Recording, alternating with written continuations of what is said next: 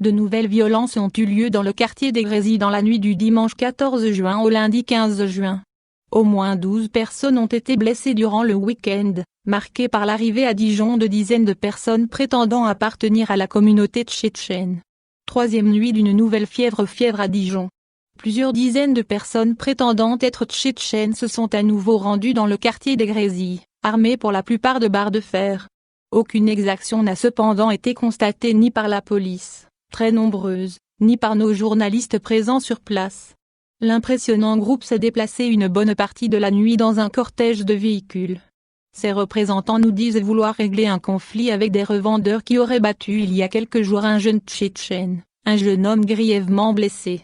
Nous ne sommes pas là pour tuer des gens parmi eux, seuls des hommes, plutôt jeunes et plutôt courtois envers les journalistes. Leur seul objectif, disent-ils, sont les concessionnaires. Ils nous ont insultés, ils ont frappé l'un de nos gens, nous sommes là pour les battre, a expliqué l'un d'eux. Le discours est simple. Le même homme ajoute cependant, la loi française ne nous permet pas de tirer sur des gens, sikhs, nous ne sommes pas là pour tuer des gens. Et un de ses comparses a ajouté dans cette ambiance étrange, on ne voulait pas ennuyer les Dijonnais, on est désolé, on a fait peur aux gens mais il vaut mieux avoir peur que d'avoir un homme mort au fond de l'immeuble le lendemain matin. Résumé de cette troisième nuit de tension avec Gabriel Talon et Amélie Douai. Si nous devons revenir tous les jours, nous reviendrons tous les jours. Ce qui ressemble à une opération d'intimidation, cependant, n'a donné que peu de résultats. Selon les Tchétchènes, des gangs dijonnais leur auraient donné rendez-vous ce dimanche soir. Mais force est de constater que personne n'est venu à leur rencontre. Mais, la scène vécue dans le quartier des Grésy est assez surréaliste, des dizaines et des dizaines d'individus se comportant comme des miliciens d'un côté.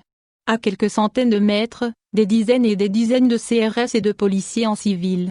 Et un peu plus de dizaines des gendarmes. Et des processions de dizaines de voitures bloquant la circulation, s'arrêtant puis repartant. Sans que rien ne se passe vraiment. Mais, l'un des hommes nous a dit, si nous devons revenir, nous reviendrons tous les jours. Leur objectif, selon eux, est que leurs compatriotes tchétchènes qui vivent à Dijon soient en sécurité. Un accident spectaculaire en début de soirée. La soirée a commencé par un accident spectaculaire au cœur du quartier des Grésy. Alors que le groupe des Tchétchènes était déjà arrivé sur les lieux, un conducteur est passé, apparemment plusieurs fois, à très grande vitesse, avant de heurter un autre véhicule et de se retourner sur le toit. Les spectateurs de la scène se précipitent alors vers la voiture mais ils n'auront finalement pas commis d'abus sur le conducteur, selon les autorités. Le conducteur, grièvement blessé, a été transporté par les pompiers au CHU de Dijon. Il est toujours hospitalisé. Selon le procureur de Dijon, Éric Matet, il conduisait au moment de l'accident sous l'influence d'un état alcoolique. Concernant son identité et ses intentions, on n'en sait pas plus, priorité à l'enquête, a indiqué le procureur. La vidéo de l'accident a été largement diffusée sur les réseaux sociaux. Accident spectaculaire Grésy. La voiture roulait à grande vitesse sur l'avenue où le groupe de Tchétchènes s'était rassemblé avant de se retourner sur le toit. Un élu municipal dénonce l'abandon de l'État dans un billet sur son compte Facebook. Le conseiller municipal de Dijon Hamidé Lassouni accuse très directement l'État, après ces 3 nuits de tension. J'accuse le préfet d'avoir abandonné les habitants des Grésy. Oui, j'assume cette écriture, a-t-il déclaré. Il ajoute, ces 3 derniers jours 8000 habitants ont vécu l'enfer. Écoutez leurs témoignages. Édifiant. Le préfet a une part de responsabilité en n'ayant rien anticipé. Incompétence ou acte délibéré, a conclu cet élu de Grésy, membre de la majorité municipale. Éric Matet, procureur de la République de Dijon, n'est pas du même avis. Je n'avais pas l'impression que l'État abandonnait. Il y a eu une très forte mobilisation de la police. Le chef du cabinet du préfet, le procureur et les commissaires de Dijon se sont mobilisés pour que la situation ne dégénère pas plus que ce que nous pourrions observer à ce moment-là. Début des troubles vendredi soir. La nuit du vendredi 12 juin au samedi 13 juin avait déjà été très agitée dans le quartier de la République à Dijon.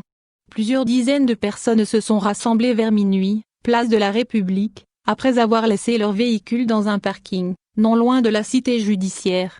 Ce sont principalement des ressortissants de la communauté tchétchène, originaires de toute la France.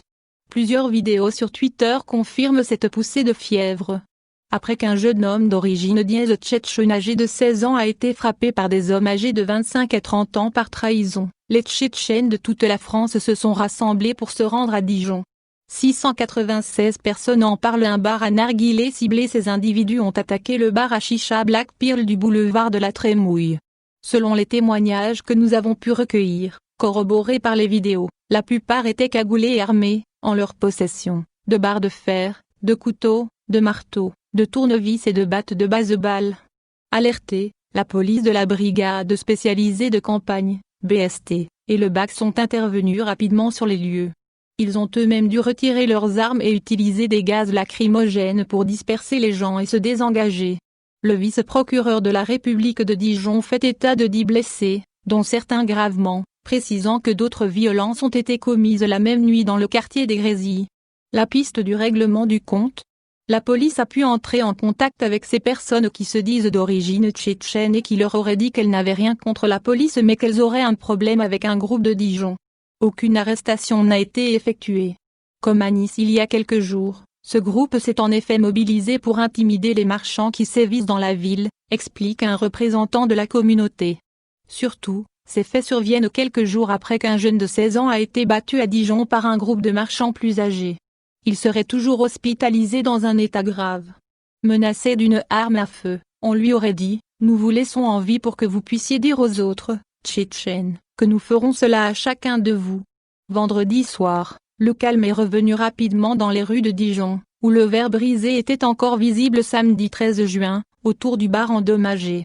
Une rencontre entre les communautés dans la nuit du samedi au dimanche toujours selon cette source. Une réunion s'est tenue pour apaiser les tensions dans la nuit de samedi à dimanche entre les représentants de la communauté tchétchène et le groupe de marchands. Au cours de ces discussions, des étrangers auraient tiré de fausses armes sur les véhicules des représentants des deux communautés. Un coup de feu blessé au Grésy. Plus grave, des coups de feu ont été entendus ce même soir sur la rue d'York, en bordure du quartier des Grésy. Et un homme, gérant d'une pizzeria, a été grièvement blessé. Son pronostic vital n'est pas engagé. Un habitant local a brièvement filmé la scène et l'a posté sur le réseau Twitter. Après vérification, c'est bien la rue de York, une scène de tournage tournée à Dijon. Cette scène de violence a été filmée dans la nuit du 13 au 14 juin, à Dijon. L'accusation confirme qu'un homme a été grièvement blessé par balle. Pas d'arrêt. Des informations confirmées ce lundi par Éric Matet, procureur de la République de Dijon. Il y a eu des coups de feu et un coup de feu a été blessé samedi soir. Il nous a confirmé qu'aucune arrestation n'avait encore été effectuée. Dans une situation de cette nature, ce qui prime en premier lieu, c'est l'ordre public et la limitation des événements graves qui se produisent. Il s'agit de s'assurer qu'ils ne dégénèrent pas. Ouverture d'une enquête judiciaire. Une enquête a été ouverte, notamment pour tentative de meurtre dans un gang organisé, dégradation, incitation à la violence, en coopération entre la police judiciaire et la sécurité publique. Selon Éric Matet, l'enquête judiciaire se déroulera dans un deuxième temps pour tenter de trouver les auteurs afin de dresser le bilan judiciaire de cet épisode. Mais d'abord, l'important est d'éviter qu'il n'y ait une situation encore plus désastreuse, grave que celle qui pourrait exister au moment où la police intervient. Une enquête qui selon le procureur sera longue.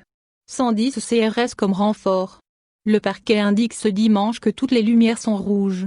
Le maire de Dijon François Rebsamen a déclaré avoir demandé ce renforcement de la police.